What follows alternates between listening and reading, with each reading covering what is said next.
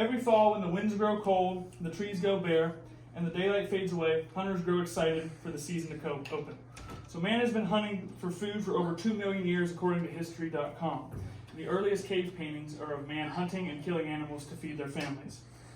So up until very recently, hunting was seen as a tradition and something that families did together, and it was something to help feed your family and get you through the winter. But up until recently, the people for the ethical treatment of animals deemed it unethical and almost barbaric. So I'm a hunter, and my whole family is, so I'm going to show you hunting from our perspective. So all the hunters that I know pass down an unwritten code of ethics to obey the laws of the sport, to have weapons that are powerful enough to harvest your game easily, and have skill that is enough that you can harvest your game efficiently, and to fully utilize the animals that you are pursuing.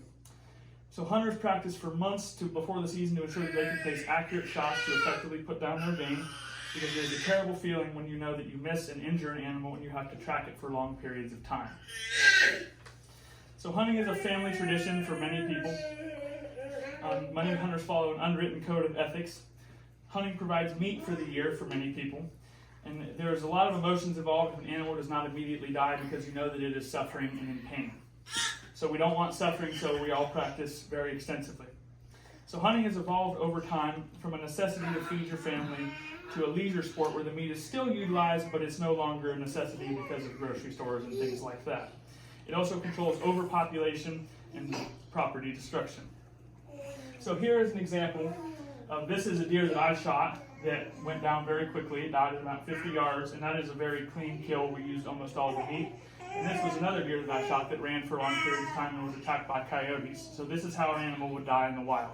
As you can see, this is much more barbaric, and this is much more clean and ethical, in my opinion. So ethical hunting also solves overpopulation and lessens property damage. So from July 2022 to June of 2023, 1.8 million animal collision reports, according to the Insurance Institute. In 2021, over 161 people died due to animal collisions to their vehicles, and the cost of damage results in increased premiums that are passed on to the consumers, so it actually affects everybody.